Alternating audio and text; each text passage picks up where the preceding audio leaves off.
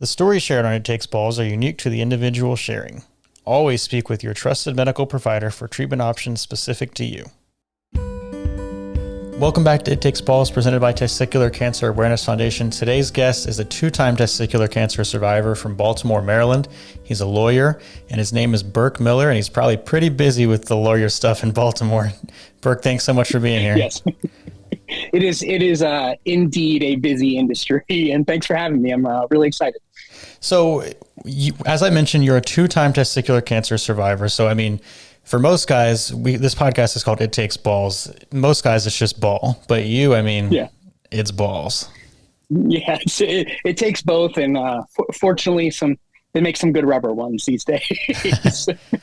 So take me to like the very first time. I know it was 2016 when you were first diagnosed. So talk me through like when you noticed something was wrong up until you got your orchiectomy, and then we'll go from there.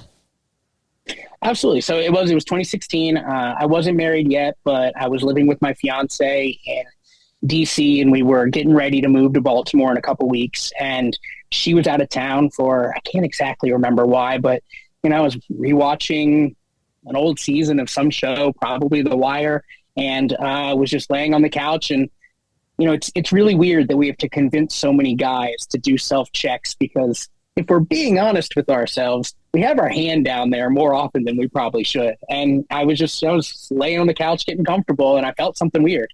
And I had experience with testicular cancer in that a close family friend had been through it in the few years prior to that. So I knew to get it checked out right away, which was certainly very helpful because it ended up being 1A because I got there very quickly. But I remember going to an urgent care and having them look at it. They didn't take it very seriously, but had me do some tests. Luckily, one of my close friends was actually a doctor in that medical system. So about a week and a half after not getting any test results, he had the unfair duty to kind of tell me what was found in the tests. And then, as I said, we were about to move to Baltimore. So we were lucky enough to be in town with Johns Hopkins. And I know Dr. Phil Perazio is on y'all's board, and he's a fantastic person, and he's taken both of my balls through orchiectomies. And we really appreciated having him, if for no other reason than the ease with which he handles testicular cancer diagnoses. I remember just sitting there, my wife and I were as panicked as could be, and just so stressed in that waiting room when he was able to squeeze us in when the waiting list was seemingly weeks long. And he just walked in it was like he was commenting on the weather. And he was like, "So you got testicular cancer. Where are we going to go from here?" And that was just really disarming, and it made us feel so much better that it was all going to work out. So went through orchiectomy. I believe it was a couple weeks later, because did a bunch of sperm banking. We were, as I said, we were engaged and planning on having as many kids as we could, and so I had to do the extremely unpleasant experience of sperm banking. Of all the stories of all the podcasts I've watched or all the people I've talked to, no one's ever had a real pleasant experience going to the bank. That room with the weird chair, that haunts me for sure. And then had the orchiectomy, didn't respond too well from it. Just kind of really, just the surgery hit me kind of hard.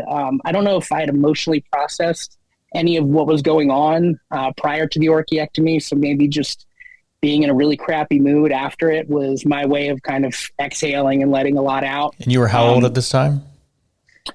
I was just about 30. Okay. And after the orchiectomy, all scans looked clear, but we given the three options. And it was do chemo and completely wipe it out, do an RPLND, and also probably completely wipe it out, or do surveillance. And surveillance wasn't something that was very attractive to me. I'm a naturally anxious person. I could just see myself having nightmares about it, checking everything. I think that's kind of something all cancer survivors deal with on an everyday basis. But even just that, I can't remember if it was 15 or 30% chance of coming back. But just that percentage chance, I wanted this under 1% chance. So did choose to do the chemo and did 2 rounds of BEP. The first round wasn't so bad. I think I had mentally prepared myself from what you see in the movies where it's just going to be terrible immediately. And I handled the first one okay. Was still going to work, was still in court regularly. Did the trim of the head, not that I have a ton of hair anyways, did the trim of the head ahead of time to kind of control it. But I do remember the first time being out with some friends. I remember very specifically I was, out at a lacrosse game with some friends and just put my hand to my head and, seeing the few follicles of hair come out. That moment hits people hard, I think. The second round was not so kind. Just kind of a bunch of emergency room trips. Just hit my body really hard. And I guess chemo, I expected to be hard during. I wasn't prepared for how long it would take the body to recover. That, we were getting married, I think 6 months after chemo, and going through in about a month, 2 months after, I was like, man, am I going to feel good by the time we're getting married? And fortunately I did. So that's kind of the story of my first go around, which was, I think, a little big garden variety. And yeah. I mean, so you were just about 30 years old. You were about to make this big move. When did the move exactly fall in that time frame? Like, of between the 6 months for your wedding and so we it was Valentine's Day weekend when I found the tumor, and we were moving. We were supposed to be in our place by March 1st, and now it's coming back to, I think the orchiectomy was in those first few days in March. So fortunately our new landlord was going to let us move in a few days early so we could be close to settled before the surgery. But yeah, driving to and from work, from DC to Baltimore, and getting the banking in, and all of a sudden you have this massive influx of doctor's appointments that you're trying to manage. That's a wild few weeks for sure. Yeah, and shout outs to Dr. Perazio, because he is the man. He's now at Penn Presbyterian, but he's the good dude. Yeah, Baltimore was sad to lose him, but he's fantastic. Yeah. So you mentioned like not being able to process it. When did it finally hit you? Was it the hair that you mentioned? I think that was the first little incident where, I was just like, man, this is hard. This is something I'm going to have to deal with. At one point during chemo, I said I was really sick, and, our bathroom was on the second floor, and you just have these moments that you don't expect to have when you're 30 years old. I mean, to be frank, I was feeling so crappy I couldn't get upstairs in time to pee. And as a 30-year-old man walking up the stairs, I wet myself. And that's just kind of, and to have to, even someone you love as much as your fiance, and have to tell them that you need help to clean, it's really hard stuff. And just those little moments that, there's no way to prepare for that. Even however many books you read or stories you hear, feeling those sort of feelings, that are so off the path that you were just a month before is hard to process. So being a lawyer, and I know you like to run, the bleo has like lung effects. Not that being a lawyer like goes hand in hand with lungs, but you do, I presume, a lot of talking. So how did that kind of affect your daily life? So I hadn't started running yet. Running was kind of something I picked up years later when, the first few months of COVID. I can't imagine I was the only one who ate and drank through the first few months and needed to get out of the house. But yeah, the fatigue from it has always, it shocked me how much it lasted and how long it lasted. In hindsight, I probably shouldn't have done the chemo. And I was doing it to relieve myself of the anxiety, but going back, I should have paid more attention to the side effects. And also choosing chemo at that time impacted how I could be treated the second time, because they weren't going to give me platinum-based chemo up front at all, unless I really had to have it. So that wasn't It was a decision I made that I thought was best for me. And you kind of look at that, 2% chance of this happening the first time. What's the chances of it happening again? And that's how I made the decision. And, I still live with the ringing in my ears and things like that, but probably wasn't the best decision, but it's what we did in 2016. So, And as a lawyer, I mean, you got to be very smart. So did you have any cognitive effects, like where you had fog and you were forgetting your client's stuff? I don't know. I find it hard to distinguish between what was exhaustion, what was me feeling nauseated, what was me just trying to show a happy face at work. I think 2016, no one had ever talked to me about not needing to be overly positive about a cancer diagnosis. I don't think, lost the headphone.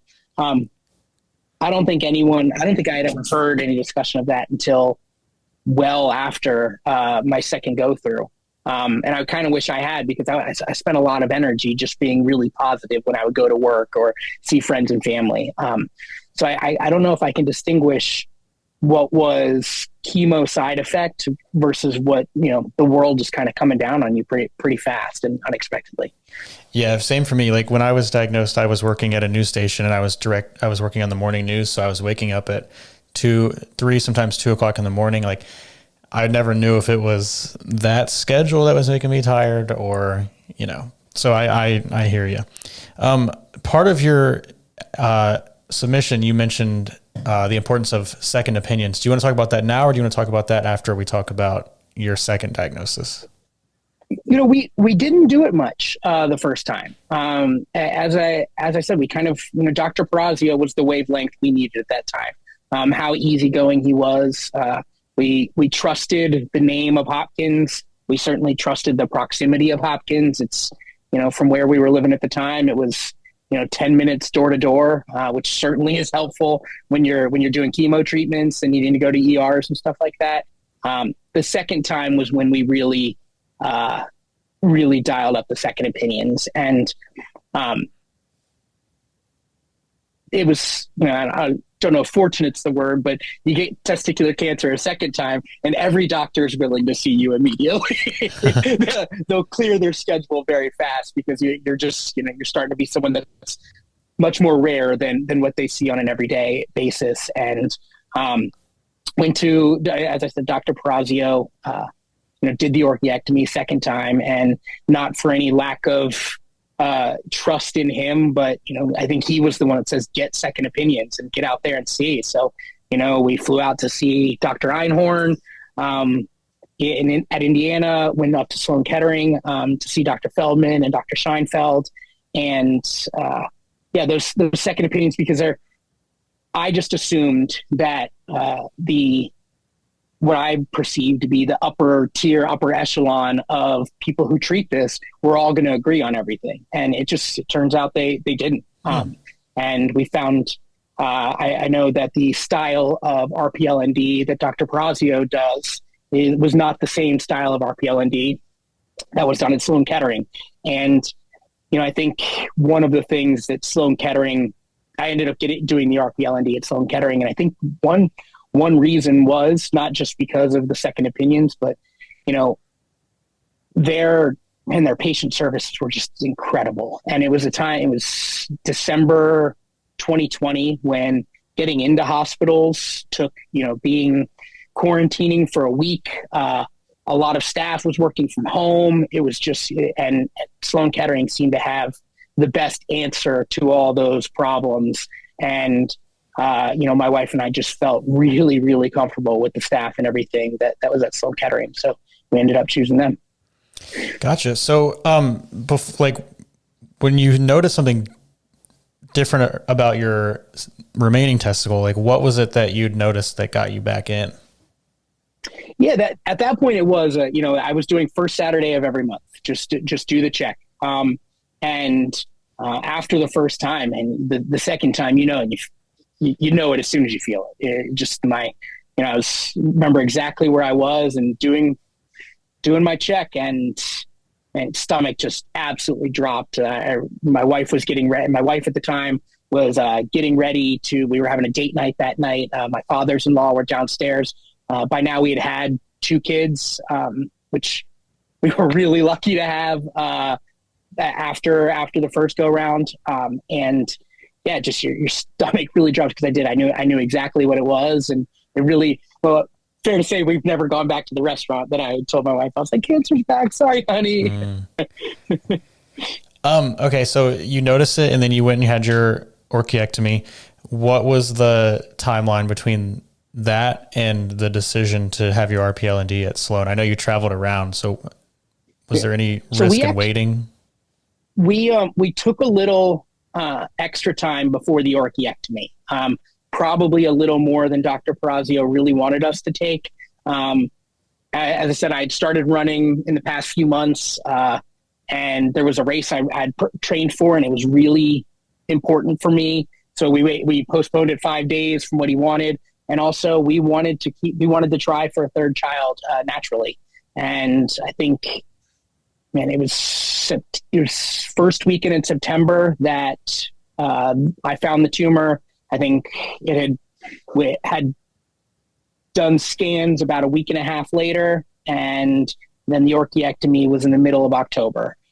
So had a chance to try and conceive naturally.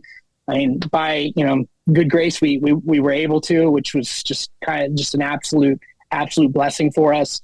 And then after the orchiectomy, we started doing the tours. I think right around Thanksgiving, we visited Indiana and New York.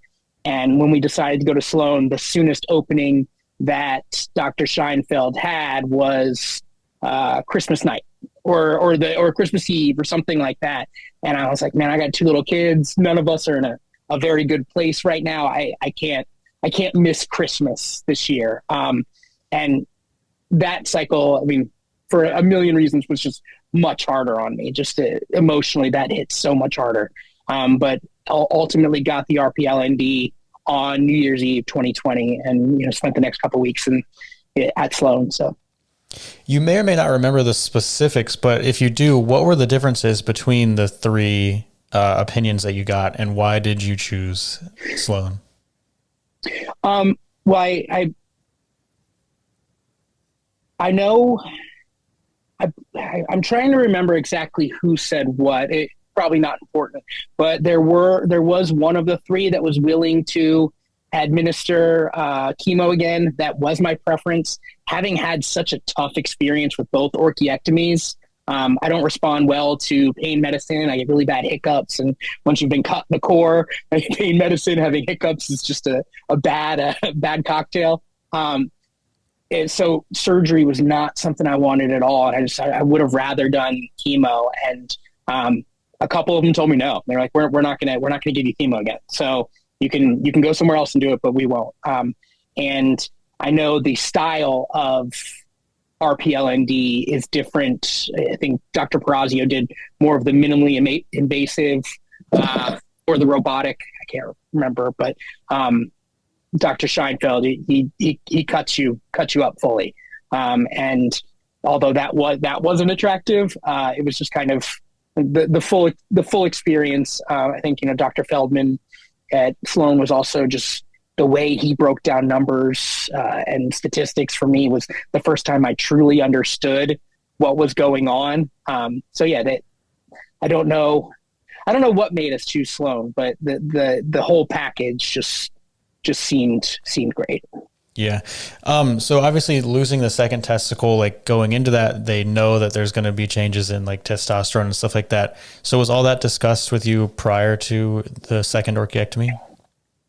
Yes. Hopkins, where we were, had a men's health expert that was brand new there, and she's fantastic. I still see her every 6 months. She ran through all of the options. Fortunately, my insurance covered the one I wanted, which is the kind of the injector, the Xiasted injector, which is once a week, just kind of, it's like an EpiPen, and it's really easy. I kind of wish I had a testosterone test before I got cancer the second time. I think looking back, there were a lot of things about my body that had changed after the first cancer that maybe I just thought were post-chemo side effects, or me just not living the healthiest of lifestyles. But I think, low testosterone was probably at least part of the problem. So went through all the options and was really lucky to have just someone that was her job, to explain men's health to people. And was lucky to have that. So after your orchiectomy and then the second testicle is gone and like the testosterone production is done, do you immediately start testosterone replacement, or like did they hold off because of like the RPL&D? Like, I don't know how that relationship works.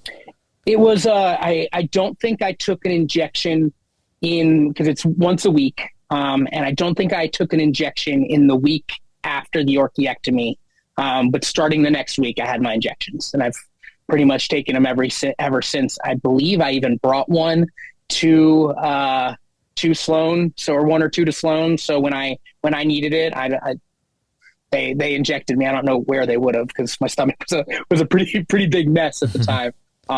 But yeah, it's the injectors just that was, I'm not very good at daily routines of taking medicine. So I was a little worried if I had to do that, but yeah, the injector's an easy thing.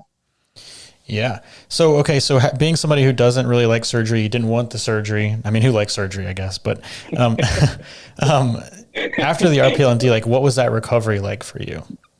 That was terrible. It was absolutely terrible. I was really anxious about it all. As I said, the second time around really hit me emotionally. So everything, making decisions was harder. Committing to doing them was just so much harder. And I think that was probably having the kids around. And I think cancer something that requires that we all contemplate our mortality a little bit. And, I think that's one reason testicular cancer is so hard, because young men, 18 to 40, that mortality isn't something we're contemplating outside of something different. That one really, really affected me. And I forgot exactly what you asked. Oh, like what recovery was like? I mean, with the kids, like how old were they at the time? Like, were you having to still carry them around? Were they walking? Yeah, it was really tough. And it was during COVID. So we actually had to move in with my parents for a couple months because we had to decrease the access we were having in the world. And otherwise we had, I guess our oldest was about to turn 3 and our youngest was a little over 1. And my wife was pregnant at the time. So we had to get to a place where we could have childcare and my wife and I could still kind of work and we could have help around the house, because I wasn't doing any of it. The 10 days in the hospital was really the toughest 10 days of my life, probably. I had a lot of side effects coming with the surgery. I was filling up with fluids that they couldn't drain out. And that kept going for about a month after I got out of the hospital. So about every week I was just going to the local emergency room and having them poke a hole in my belly and drain it out. It was some gruesome stuff. Yeah. And the recovery, it took about 2 months before I could really engage with my kids, be able to play with them, before I had the energy to be able to do that. Thoughts of like, I remember just laying on the couch and my oldest just kind of playing with his cards on top of me, because that was the most interaction he was getting. And that's even now, that's hard stuff to remember. Do they remember this now? Like, have you talked about it? It's 3 years later almost. So they remember it as a long stay at Grandma and Papa's. So it was a little more of a vacation with them. And, I'm really, really happy they don't remember all of that. But it was, they had some fun. I think my parents were exhausted for about 6 months afterwards, but we were really lucky to be able to have that as an option where we didn't have to rely on outside childcare or, really expose me to, at the time, the world was pretty shut down in January 2021. Yeah. You mentioned your wife and you had to kind of still keep working a little bit. So were you working? I mean, COVID maybe had you working at home anyways. Yeah. I'm a trial attorney. So, our work was dramatically changed for that first year and a half where we weren't at the office very regularly. So working from home was an option. I think, after the RPLND. I think I took a month off and was lucky to have that leave to do so, and really eased my way back. I had some really great understanding bosses who allowed me to do that, or kind of maybe turned their eye a little bit towards some decreased productivity for a few months. Yeah, it was my wife had a lot of trouble working from home. Not a lot of trouble, but it's a challenge. It's a challenge because you're in someone else's house, trying to find a place to work. Your kids are there. Yeah, the work aspect was, if it wasn't going to be secondary already because of the amount of stress we were going through, it ended up being secondary by way of just the experience we were specifically in. Yeah. Let's talk about the running now, because I know you ran on Sloan's team to raise awareness. So, yeah, as I said, I had really gotten into running before the second cancer. And while I was, this is a little bit of an embarrassing story. While I was in the hospital, I had two of my closest friends. I had a group chat going on with them, and they were kind of my de facto therapy team. And I remember while I was in Sloan, we couldn't have visitors, so it was just streaming absolutely every movie that was available on Amazon or Netflix. And I watched Brittany Runs a Marathon, and that was about a woman who kind of takes on a new look at health and runs the New York Marathon as kind of the symbol of her choosing a healthy life. And just after I watched that, one of the physical therapists came around, and she had was asking me about what I like to do activity wise. I was like, I'm a runner. And she's like, well, Sloan has a New York City Marathon team, and it's called Fred's team. And, the guy Fred was a Sloan patient, and he was the founder of the marathon. She sold me on it really quickly. And I walked back to my room, picked up my phone. I was like, hey guys, Sloan has a New York City Marathon running team. And, God bless having the best friends in the world. One of them said, you run a marathon? I don't know if he thought I was going to, but he's like, you run a marathon? I will too. And the other one was like, yep, me too. And we signed up a couple months later, got a couple other friends to sign up, and created a team within Fred's team, that Burke's team, not the most creatively named group. But we ran in, I guess that was November 2021. And it was 4 of us that ran. One of the proudest days of my life. And, not just something to accomplish, but running was my therapy. It was, I didn't go to therapy until years after all of this. But, running helped me physically get better after the RPLND. It helped me, strengthen my body back. But also, if people were watching me on these morning runs at 5:30, few of them probably saw me crying every now and then. I absolutely needed that time. And so got through it, became completely addicted to it, signed up a team of 8 other people, including myself, for the next year. And yeah, we've run for Sloan twice. We're going to do it again with an even bigger team. Now we've raised, I think the first year we raised $30,000 for Sloan. And the next year we raised over 40,000. So this year, based on minimums, we'll be guaranteed to cross 100,000. And oh my gosh, yeah, so I'm really proud of what Burke's team's kind of come into. So that's Fred's team, or that's Burke's team that's raising that much? So it's Fred's team raises just tons of money. They are one of the biggest charity partners of the New York City Marathon and all of the New York-based running events, more or less. They allow you to create a team within their team. And I think they have about 1,200 people run every marathon. So they raise just tons of money, and all 100% goes to research at Sloan. And Burke's team, so the members that I've signed up, that I've personally recruited, kind of come under our own little umbrella. And we have raised our team $70,000. I think Sloan they crossed a big threshold recently. I want to say it was 100 million, but I don't want to misquote what they're saying. They've raised a ton of money, but pretty proud of our small contribution. Yeah, no, that's not small at all. I mean, that's insane amounts of money there. Yeah. Congrats. So you went from not running at all to you did the whole thing, the whole 26.6 26.3. Is that what it is? Yeah, 26.2. It was and a quick turnaround. I remember when I was staying at my parents for that first few months. I had been running before that, but my parents live on a little bit of a hilly road, and I couldn't walk to the end of it and back. February 15th, or the end of February, or when we eventually moved our family back to Baltimore in early March, and I couldn't move. It took me, but in nine or so months, really just trained really hard, and got to do it. Now it's just kind of part of what we do. And I think became so committed to Sloan for a myriad of reasons. Like I said, one, it was my therapy, psycho and physical. And also it's a great way of raising awareness. You're on social media talking about your personal story and encouraging people to check themselves and then get it checked out. And when you're on social media raising money, people are hearing about cancer awareness. And then finally, Sloan was just so good to me in the hardest time of my life that I wanted to give something back to him. And if I can raise some money and support Fred's team, then I'm going to do it. And my wife has signed off that as long as I can get other people to run with me, I will run the New York Marathon for Fred's team every year.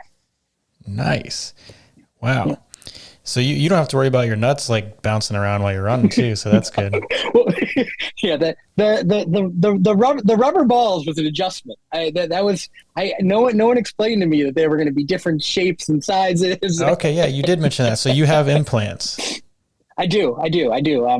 It took me a while to get used to them. I did not get an implant after the first orchiectomy, so I rode solo for a while, and then after the second one. Dr. Prazzi was like, everything just is better with something weighing it down, or something in there. And yeah, I woke up after the second orchiectomy and it took some while to get used to. And running was one of the things that took some while to get used to. I had to change my underwear and everything. In your submission, you said the question, how have you felt in survivorship? You've said, you're doing very well, but cancer survivorship changes you. So what do you mean by that? I think there's just certain moments that live with you forever. I think one of the moments that lived with me, that will always live with me, is after I found the tumor the second time. And I had these two little kids, and I had a couple friends of mine had just lost a close friend to cancer. It was one of those terrible stories where someone is having some headaches, goes to the doctor, gets diagnosed, and 3 days later passes away. Mm. And, after finding, your tumor, you kind of know that you have this cancer thing brewing, but until you get all your first tests back, you don't know how serious it is. It's a really hard moment. I remember specifically, making videos for my kids, and that sort of thing, like it has changed me forever. In the sense that, I know that I can't afford to lose minutes with my children, or because being able to walk my daughter down an aisle is not something that's guaranteed as much as I had thought it was before. I think it changes how I live. I mean, it's a live in the moment type thing. It's a valuation of the moment. I'm much more health conscientious, but that took 2 cancers to make me decide that. It's just a fundamentally different outlook. And that can be positive, and it can also be negative because, cancer survivors have had a brush with the end of their own life. And I know a lot of people have talked about cancer survivorship and going through cancer to be akin to PTSD. And I know some of your past guests have talked about that, and it's real. There's lingering effects of all of the things that we go through as patients, whether it's the surgeries or the chemo or the, telling people or having to, force a smile to make because people are saying, just stay positive, just stay positive. All of those things are, really hard, and they just don't go away right away. Yeah. I mean, I'm always afraid of recurrence. And like recently, I think it's just Testicular Cancer Awareness Month. I'm more aware, but I had an ultrasound yesterday. I haven't got the results yet back, but they were like push on it. They're like, does that hurt? And I'm like, well, it doesn't hurt, but it doesn't not hurt. Like I want to wince like in pain, because I just know that it might, you know what I mean? So yeah, absolutely. It's a whole thing. the days leading up to scans, I'm nearing 5. I mean, I guess getting closer and closer to that 5 years, and still just every scan day, I'm a puddle of a human being. And, a few weeks ago, I kind of hurt my back, and, it's still lingering. I'm thinking, did something grow, move up into my stomach again? It's just kind of, those are things that I imagine we'll just always have to deal with, that increased level of anxiety. But I guess the increased level of anxiety helps us to make sure we're checking our bodies more frequently if we're looking for a single pro of it. It's the anxiety is just a part of the unfair hand you get. Yeah. So talk about like the follow-up scans for you, because one question is, does the 5 years, do they reset the 5-year clock when the second one happened? And then the second one is, does your follow-ups change? Because you're not going to, I don't think you could get testicular cancer again unless, so. No, I can't. I don't know if I can. That's a question I should ask. I'm really lucky that my oncologist, because I go to my oncologist at Hopkins, and, I love Dr. Noah Hahn. I've been seeing him for, almost 10 years now, and they absolutely reset your clock. It's like you need to do 100 things in a row consecutively, and I missed on the number 91 and got reset. They're exactly the same. It took me a while to really understand that my cancer didn't come back, that I had a completely independent cancer in the second testicle. And I don't know if I couldn't scientifically understand that, more just like, how the hell did this happen? Like, really? Come on, man. But yeah, they're the exact same. And, having a care team that you're comfortable with, and that that it isn't as stressful as possible to go see, has really helped me. I know Dr. Hahn's also a runner. And by now he's, cause so much of our interaction has been over Zoom. He's seen my kids barge in on Zooms before. So he knows my family. He actually, treated my father at one point for something different. So yeah, Dr. Hahn's become a member of the family, which eases it a little bit, but I have to take that day off, because if my scans are in the afternoon, there's just no sense in me doing, trying to go to work. I've kind of taken it as a mental health day, like, just take that day for myself, go see a movie by myself, go sit on the water and have a beer, do something that really is kind of a me thing that I wouldn't get to do otherwise, because otherwise those days, just even as they grow further and further apart, now I'm at every 6 months, and the impact is strong. Yeah. Are they doing like the same kinds of scans that you were doing before? So I'm down to just blood test and X-ray. I think for the first 2 years I did a CT every time, and now I do the chest X-ray and blood scans. So it's a little faster, but not too different. I think that's a new change. I think that was kind of my 3-year anniversary present. So yeah. So you'll hit 5 years in 2025 then. Yes. Okay. I think I've kind of adopted my cancerversary as New Year's. So yeah. Do you have any advice for anybody who is like, maybe they have found this podcast because they're looking up, like, I've got a testicular lump, and this podcast comes up and they're hearing the stories? I think first, my advice, and I try to tell everyone, check yourself. And that person obviously has checked themselves, but the check yourself is a 2-step process. It's, you have to check your bodies. Men and women have to check their bodies. And second part is, if you find something that's weird, if you find a mole on your skin or a lump on your chest or in your testicles, you have to get it checked out by someone. I was so shocked when Dr. Perazio told me how long men usually wait before they go see a doctor after finding something, that like 7 months or something like that, which is just wild to me. So if you are finding something, you have to get it checked out by someone, if for no other reason, then they're gonna clip the anxiety by either telling you it is what you're worried about or it's not what you're worried about. And if it is what you're worried about, cancer, it's a life-changing thing. And there are lots of people that there's a million and one empowering stories from the people we've lost to the people who thrive afterwards. And there's no way to know what story is going to be yours other than to get it early. It's a terrible disease, and one of the best mechanisms we have is to get there early and fight it early. So that's the best advice I can have. And, second, I probably should have started therapy a lot earlier. I think it would have helped me over the last few years. But if therapy is not for you, finding something that is for you. I was lucky to find just this one solitary hobby and mission that I could have. And that, finding that I recognize I'm lucky because the first time around I didn't. I had nothing that I latched onto because you're going to need it. There's just so much. Your life's going to be harder than you've earned or you deserve over the next few months, the next year, maybe even longer. And no one deserves to handle that by themselves. And I don't know that I've met someone that has capably handled it by themselves. Great advice. I know you said you have a daughter that you hope to walk down the aisle. And I think you had at least one son. So how is it going to look for you? Like, do you have a plan for educating them about testicular cancer when it's time to talk to them about it?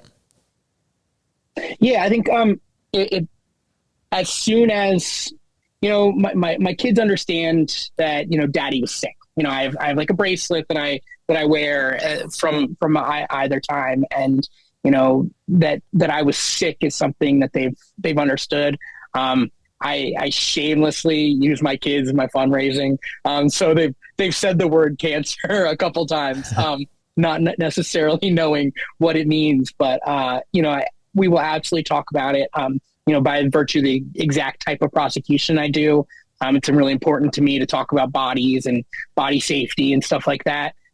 So I think the most natural way to just be the one big talk about it all. I don't know how my wife's going to feel about that plan, but hopefully we have a couple of years before we really get to talk about it. So, yeah. Is there anything that I didn't ask about that you wanted to share? I'm trying to think. We are, I did get to talk about Burke's team a little bit. We are in the process of making it a independent agency, doing the filing with the state and doing the 501c3, hoping to grow it and just kind of be something that helps runners who are raising money for other organizations like Sloan, or, I know I've talked about, had conversations with your organization about, maybe being able to raise some money for you guys in the future. And, Burke's team, it's in its infancy, but if anyone wants to run, we'll find a race for you. So that's great. Thank you for doing that whether or not it's for TCAF or whoever, but that's good work. So I'm sure everybody who's a beneficiary appreciates it. Where can people find you if they want to, if something resonated with them and they want to talk to you specifically?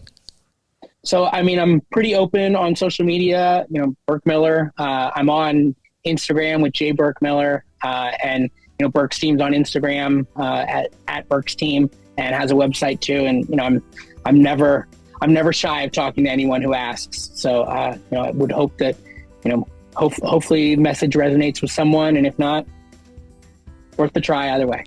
Oh, I'm sure it has. Burke Miller, thank you so much for being on It Takes Balls. Thanks for having me. For more information and resources for your testicular cancer journey, visit testicularcancerawarenessfoundation.org. You can also follow us on social media at Testis Cancer. We're on Facebook at Testicular Cancer Awareness Foundation.